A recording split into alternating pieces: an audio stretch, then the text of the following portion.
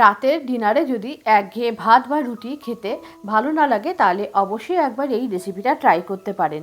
আলুর দম, পনির, chicken, mutton যে কোনো কিছুর সাথে কিন্তু এই রেসিপিটা ভীষণ ভালো লাগবে। অবশ্যই একবার বাড়িতে ট্রাই করে দেখবেন, বাচ্চা থেকে বড় সকলেই ভীষণ ভালোবেসে খাবে। আজকের রেসিপি কুমড়োর পরোটা। এই কুমড়োর পরোটা বানানোর জন্য আমরা প্রথমে কয়েকটা কুমড়ো খুব ভালো করে খোসা ছাড়িয়ে ধুয়ে নিয়েছি এবং একটা গ্রেটারের সাহায্যে খুব ভালো করে কুমড়োগুলোকে গ্রেট করে নিয়েছি।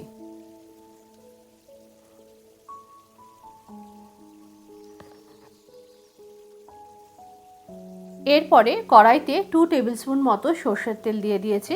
তেলটা খুব ভালো করে গরম হয়ে আসলে এর মধ্যে দিয়ে দিয়েছি 1 চিমটে হিং এবং হাফ টিস্পুন মতো কালো জিরে এবং কয়েকটা কাঁচা লঙ্কা ফোড়ন দেওয়ার পর এর মধ্যে দিয়ে দিয়েছি গ্রেট করে রাখা কুমড়োটা।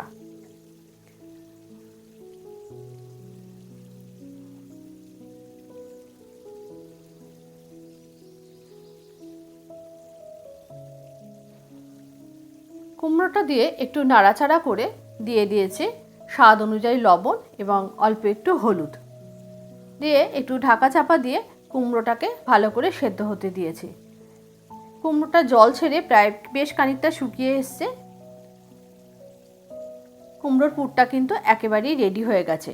আপনারা চাইলে একটু মিষ্টি দিতে পারেন, যেহেতু মিষ্টি কুমড়ো আমি এখানে আর কোনো চিনি দিইনি। এরপরে পরোটার জন্য ডোটা রেডি করে নেব। আমি এখানে নিয়ে নিয়েছি 2 কাপ মতো আটা। আপনারা চাইলে ময়দা ব্যবহার করতে পারেন। স্বাদ অনুযায়ী দিয়ে দিয়েছি লবণ এবং অল্প একটু জোয়ান ক্র্যাশ করে দিয়ে দিয়েছি হজমের সুবিধার জন্য এবং দিয়ে দিয়েছি অল্প একটু তেল। এবার অল্প অল্প করে জল দিয়ে একটা শক্ত ডো বানিয়ে নিয়েছি এবং 15 মিনিট রেস্টে রেখে দিয়েছি। 15 মিনিট রেস্টে রাখার পর আমি এই ডো থেকে বড় বড় সাইজে লেচি কেটে নিয়েছি। এরপরে আমি পরোটাগুলো বেলে নেব। একটু বড় করে রুটির মতো করে বেলে নিয়েছি, বেশ বড় সাইজ করেই বেলেছি।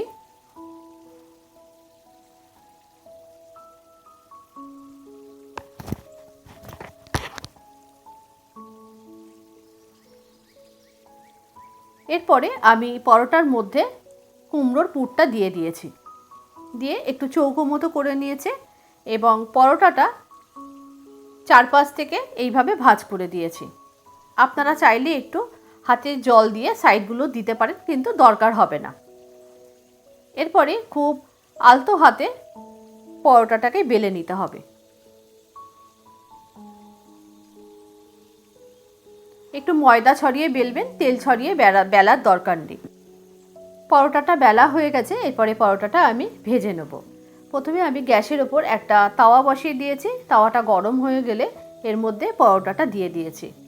এক পিঠ বেশ ভাজা হয়ে গেলে আমি অপর পিঠে তেল দিয়ে দিয়েছি, দিয়ে যে পিঠটা ভাজা হয়ে গেছে সেই পিঠটা আবার ওপরে নিয়ে এসে অপর পিঠটা নিচে দিয়ে দিয়েছি।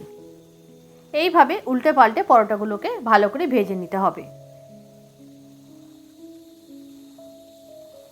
দেখুন পরোটাটা বেশ লাল লাল করে ভাজা হয়ে গেছে। পরোটাটা কিন্তু একদম রেডি। পরোটাটা কতটা সফট হয়েছে আর ভেতরে দেখুন পুরো পুরটা পুরো পরোটার মধ্যে ছড়িয়ে গেছে। আপনারা অবশ্যই বাড়িতে ট্রাই করবেন, এই পরোটাটা খেতে কিন্তু খুব ভালো হয়। আজকের কুমড়োর পরোটাটা আমি পনির মাখানার সাথে সার্ভ করেছি। এই পনির মাখানার রেসিপিটা নেক্সট ভিডিওতে শেয়ার করব। আজকের রেসিপিটা যদি আপনাদের ভালো লেগে থাকে অবশ্যই একটু লাইক করে কমেন্ট করবেন এবং একটু বন্ধুদের মধ্যে শেয়ার করে দেবেন। আর যদি ইউটিউব থেকে দেখে থাকেন অবশ্যই একটু চ্যানেলটা সাবস্ক্রাইব করে দেওয়ার জন্য অনুরোধ রইল। আবার দেখা হবে পরবর্তী ভিডিওতে আর একটা নতুন রেসিপির সাথে।